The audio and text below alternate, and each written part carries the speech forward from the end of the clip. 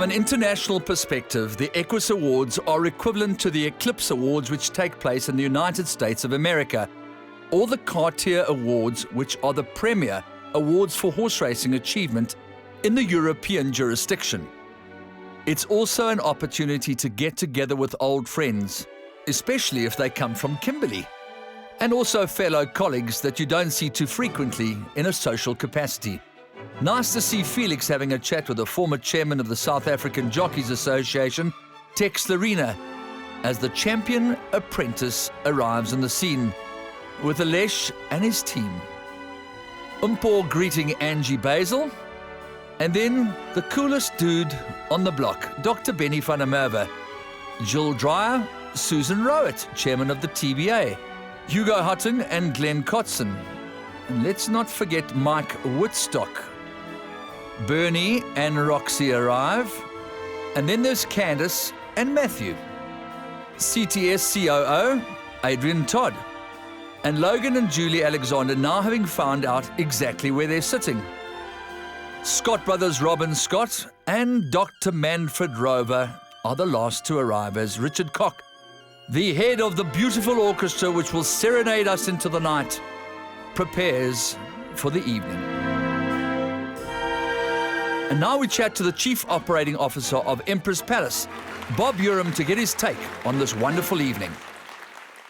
Yeah, and I thought it was a great night. I thought it was very good. As you said, there were a lot of people who broke records, Striker with his 5,000th winner, what a week and a build-up that was. I was keeping a close eye on it on TV as well, and I was very happy that he rode the winner that he did on the day, and it just escalated the thing to another level, and I watched all his interviews after that, and it's an amazing achievement. Huh? Wasn't that incredible that he should ride his 5,000 winner for a man who put so much money into the game, and a special lady in Ingrid Jooster? Yeah, no, it was fantastic, and I thought what was very good about it was the build-up that was given, coming up to his 5,000th winner. Normally there's not that much hype around it in the horse racing, but I saw that it actually made the back pages of all the sports newspapers and stuff like that, Citizen, Star, Beale, everything, so that was very good that the whole country took an interest in his 5,000th winner, it was great. Huh? Yeah, it's quite interesting actually. In his acceptance speech, he paid tribute to his agent Barry, who kept on bringing his attention to the fact that he was getting close to the 5,000 mark, and in fact it was Anand Singh who made an impassionate plea to Teletrack to really give it the exposure, and I think he succeeded in all accounts. Yeah, no, it was wonderful, it was great, and then the interviews that he did after, I saw one of your interviews. I think he did it at Cape Town Airport or something. Yeah, indeed. It was nice, and he was emotional about it, and so he should have been. Yeah, for sure. Because it's a huge achievement. I mean, even if you look in the United States, Europe, it isn't very often a jockey rides 5,000 winners. Huh? And that brings us to the next record. Gavin did very well, but he was all over the place. He was, every time you looked, he was in PE or Durban or Joburg, so he put the graft in, so, all the best to him. And we actually had him here last week.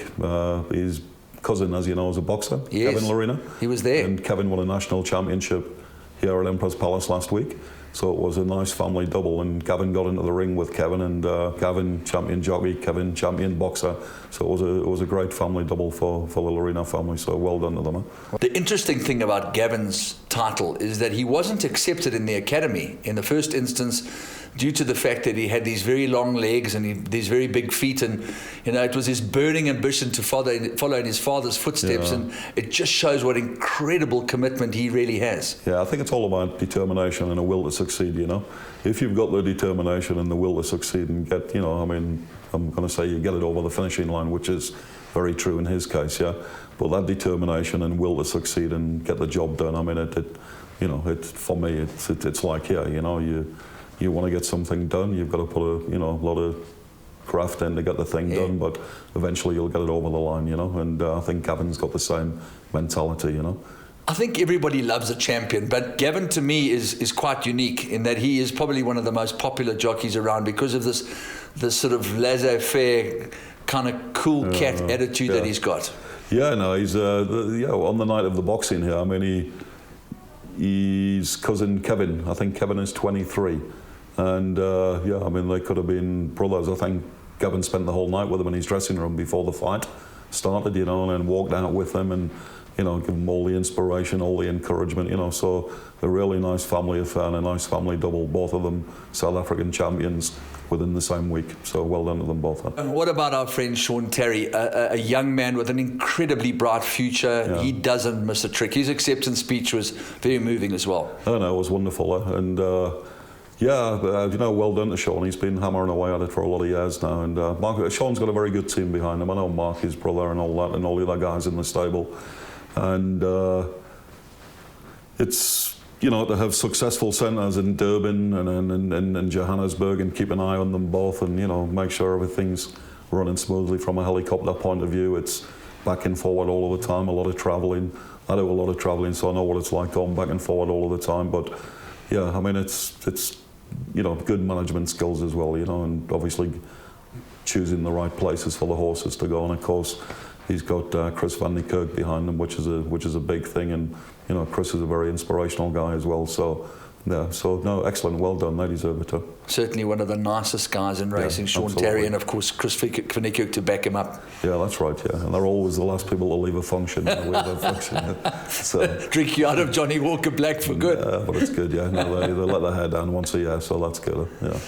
And then, of course, I'd like to just touch before we finish on John Costa, because it was an incredibly emotional evening for him, both with Clava Flay winning their second title and, of course, with Captain Al becoming the champion stallion. I mean, it's a lifelong commitment and one of the nicest men that racing has ever given breath. Yeah, absolutely. I mean, I think one of the things that some people fail to see is the work that's put in behind the scenes. And I think John was flying to Dublin today with Adrian Todd, and they were going to look at mares to Colmore. John comes up here, you know, 3, 4, 5, 6 times a year, and it's always for work, you know. So it's always the behind the scenes stuff that makes people successful, you know. And I think a lot of the hard graft is what nobody sees, but it looks like probably looks like a pleasure from the outside looking in. Beautiful farm like Clava Flay, you know, beautiful mountains, green grass, nice horses, but there's a lot of hard work there, you know, and yeah, they do it very well. So good luck to John. Yeah, like you say, he's a nice guy, and nicer guy you couldn't wish to meet. Very humble, very approachable, and yeah, lovely guy to sit and have a chat with for half an hour. Yeah. Bob, I say this year in, year out, but it feels like family.